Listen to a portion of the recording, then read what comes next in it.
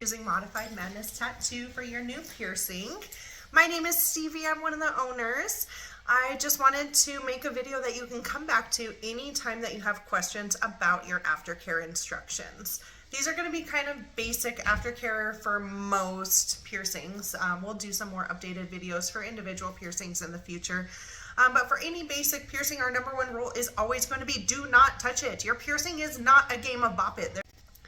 No touching your piercing. This is not a game of bop it. There is no pushing, there's no twisting, there's no pulling on your jewelry. Every time you're turning that earring like they used to tell us to do, every time we're moving our nose ring up and down, we're playing with our labret, you actually cause micro tears inside of your piercing channel, which could end up taking longer to heal because of that. So no touching it. We go by the Litha method, L-I-T-H-A, leave it the heck alone, okay? So number one, no touching it, no twisting it. Number two is we are not going to put anything on our piercing that does not go in our eyeballs. It's an easy rule to follow. So anything that does not go on your eyeballs should not go on your piercing. That means no antibacterial soap, Neosporin, rubbing alcohol, Bactine, tea tree oil, and most importantly, we are keeping peroxide far away from your piercings.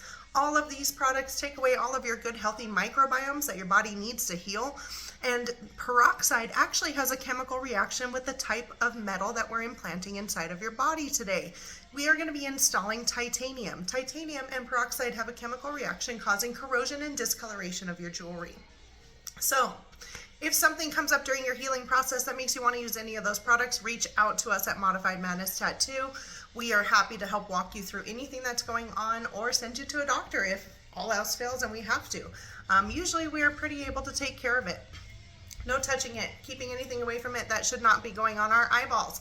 Coming back in for your checkup. Depending on your piercing, we may have you coming back in a week. We may have you back in 4 weeks, 8 weeks, 12 weeks. We want to keep an eye on this piercing, making sure that it is healing fine. And then we need to downsize the length of the jewelry that we have installed in you today. What we pierce you with is going to be larger than what you're actually going to have in a healed piercing, except for a couple piercings that are the exception, such as the septum or dermal surface piercings, things like that.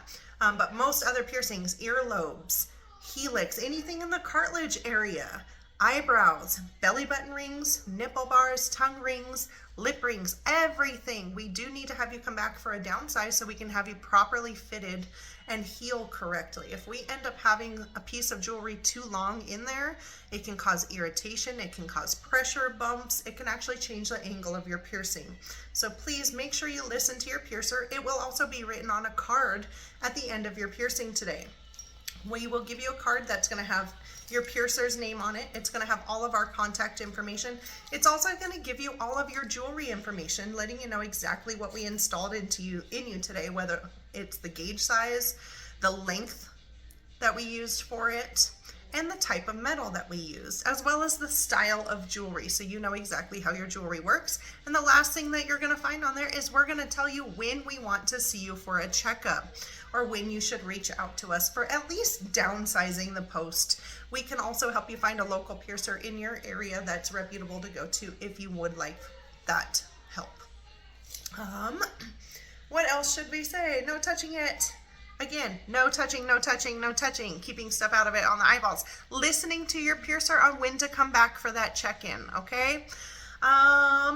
Bodies of water are going to be a no for all piercings for a minimum of 4 to 6 weeks. That includes bathtub water, pools, hot tubs, rivers, lakes, oceans. If you're going to be traveling to a humid area anytime soon, please let one of us know. That way we can make sure we install the proper length of jewelry on you as well. If you have any health risks, you need to let us know so that we can make sure we're installing proper jewelry, giving you the right length if we have anything that's going to cause us to swell a little bit more. And for the actual cleaning routine, for most piercings, you're going to be cleaning 2 to 3 times a day. Basically, each time you're brushing your teeth is a good way to remember to clean your piercing. You're going to be cleaning both sides of your piercing using a sterile saline wound wash or a sea salt solution that you make at home.